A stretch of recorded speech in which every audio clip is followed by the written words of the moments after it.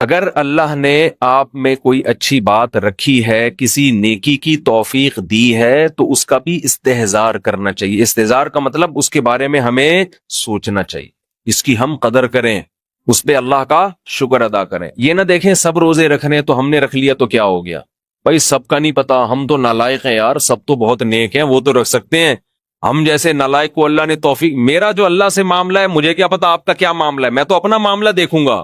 تو ہمارے نبی اپنے آپ کو موٹیویٹ کیسے کرتے تھے؟ رہب الظما، پیاس چلی گئی، وابتلت العروق، رگیں تر ہو گئیں، وثبت الاجر انشاء اللہ، اور اللہ نے چاہا تو اجر ہمارے اعمال میں لکھ دیا گیا، اجر لکھ دیا گیا ہے۔ تو اس سے انسان کو اگلے دن دوبارہ روزہ رکھنے کا حوصلہ ملتا ہے۔ اور گناہ میں الٹا، تھوڑی دیر کی لذت، یہاں سے بات شروع ہوئی تھی کہ جوانی میں بھی یہ لذتیں اگر آپ نے کنٹرول نہیں کیا نا تو بڑھاپے میں یہ لذتیں بڑھیں گی، مگر گناہ کرنے کی طاقت کیا ہو جائے گی؟ ختم۔ تو حسرت، افسوس، ٹینشن والی زندگی۔ تو اس لیے جوانی میں اپنے آپ کو نیکی کا عادی بنا لو، اس سے بڑھاپا بڑا خاندانی گزرے گا، اللہ اللہ کی بڑھاپے میں توفیق ملے گی۔ جوانی میں تسبیح کی عادت ڈال لو، سمجھتے ہو؟ نہیں آ رہی سمجھ میں؟ جوانی میں کیا عادت ڈال لو؟ تسبیح کی۔ نبی صلی اللہ علیہ وسلم نے فرمایا، صحیح بخاری کی آخری حدیث، کلیمتانی خفیفتانی علی اللسان ثقیلتانی فی المیزان حبیبتانی الی الرحمن سبحان اللہ وبحمدہ سبحان اللہ العظیم۔ دو کلمات زبان پہ بہت ہلکے، ترازو میں بہت بھاری، اور رحمان کو بہت محبوب۔ ایک سبحان اللہ وبحمدہ، دوسرا سبحان اللہ العظیم۔ یہ آپ نے اگر جوانی میں اپنے آپ کو ذکر کا عادی بنا دیا، بڑھاپا بڑا اچھا گزرے گا۔ ہماری مسجد میں ایک بزرگ ہیں، پابندی سے تراویح پڑھتے ہیں، آج فجر میں پتا چلا کہ روزانہ 20 پارے تلاوت کا معمول ہے۔ میرا خیال ہے 70 سال عمر تو ہوگی، 70 سال میں روزانہ کتنے پارے پڑھ رہے ہیں؟ 20۔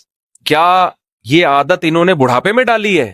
بڑھاپے میں اتنی ہمت نہیں ہوتی، یہ عادت کب سے پڑی ہوئی ہوتی ہے؟ جوانی میں روز 20 نہیں پڑھتے ہوں گے، 2 پڑھتے ہوں گے، 3 پڑھتے ہوں گے، لیکن جیسے جیسے عمر بڑھ رہی ہے وہ تعداد کم ہونے کے بجائے بولو وہ شوق بڑھتا چلا جا رہا ہے۔ عین ممکن ہے کچھ دنوں کے بعد یا چند سالوں کے بعد صحت اجازت نہ دے، عین ممکن ہے، لیکن شوق تلاوت کا کم ہونے کے بجائے بڑھے گا، اور اللہ اجر کس پہ لکھے گا؟ شوق پہ۔ حدیث میں آتا ہے کسی کا کوئی معمول تھا، صحت خراب ہونے کی وجہ سے معمول چھوٹ گیا تو اللہ اس کے اعمال میں وہ نیکی لکھتے رہتے ہیں۔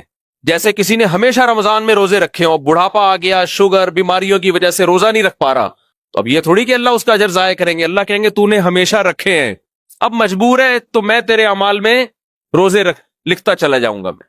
تو آج آپ نے اپنے آپ کو میرے بھائی اللہ کا تھوڑا تھوڑا اللہ کا ذکر کی عادت ڈالو۔ میں نہیں کہہ رہا آپ سے زیادہ نہیں ہوتا تو وحشت نہ تھوڑا کر لو، آج تھوڑا کرو گے کل اس تھوڑے میں ایسی لذت ہوگی کہ اللہ اس مقدار کو بڑھا دے گا۔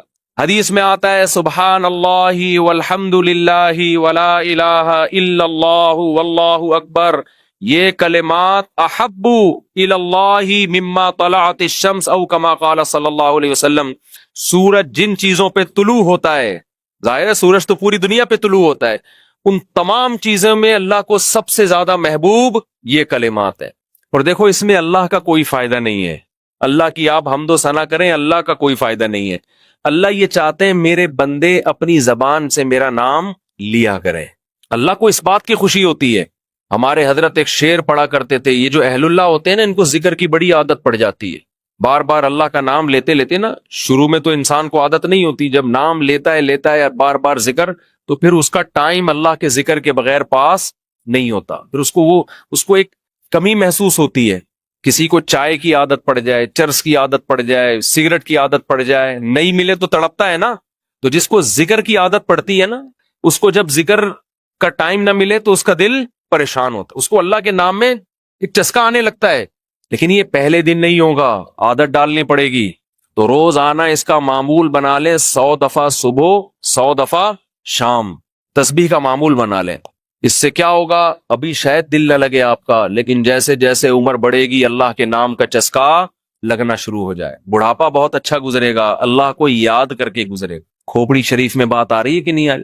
اور اگر ہر وقت دنیا کے تذکرے کرتے رہے نا، ہر وقت ویڈیو گیم لے کے بیٹھے ہوئے، پب جی کھیل رہے ہیں، سانپ والا تو سانپ والا ختم ہو گیا، اب آ رہا ہے سانپ والا، نوکیا میں آتا تھا سانپ لمبا ہوتا جا رہا ہے، اس کو پتہ نہیں فضول ٹائم ویسٹ کر رہے ہو۔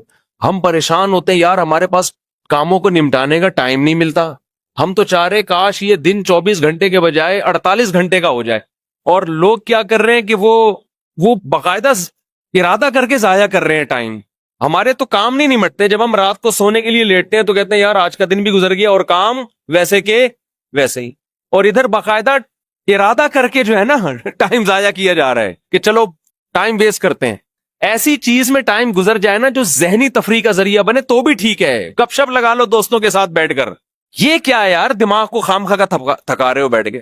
تو اگر پب جی کھیلنے کی عادت ڈال لی تو جاؤ گوروں کا بڑھاپا دیکھو، اولڈ ہاؤس میں بڑھاپے میں سنوکر کھیلتے ہیں، کیرم بورڈ کھیلتے ہیں، لڈو کا نہیں مجھے پتا، یہ چیزیں کھیل رہے ہوتے ہیں بڑھاپے میں، اور ہمارا بوڑھا بڑھاپے میں ایک ایک دن میں 20 پارے ختم کر رہا ہے، سمجھتے ہو کہ نہیں؟ وہ نماز میں دل بہلا رہا ہے، وہ تہجد میں اس کا ٹائم گزر رہا ہے، کوئی ویڈیو نہ بنائے، لکھا ہوا ہے نا۔ تو یہ کیسی عجیب بات ہے، آپ جائیں وہاں، ایک صاحب نے مجھے کہا کہ میں نے یورپ میں بڈھی عورتوں کو دیکھا، بڈھی عورتیں 5-6 بڈھی عورتیں بیٹھی ہوئی اور جوا کھیل رہی ہیں، تاش کھیل رہی ہیں۔ کہہ رہے مجھے یاد آیا یار ایک ہماری بوڑھی ہیں، ہماری بوڑھی عورتیں مصلے پہ بیٹھی ہوتی ہیں، اللہ اللہ کر رہی ہوتی ہیں، آخری وقت اللہ کا نام لے کے گزار رہی ہوتی ہیں، اور ایک ہی بڈھیاں ہیں اور کیا کھیل رہی ہیں؟ تاش کے پتے۔ اچھا لگتے ہیں بڑھاپے میں یہ؟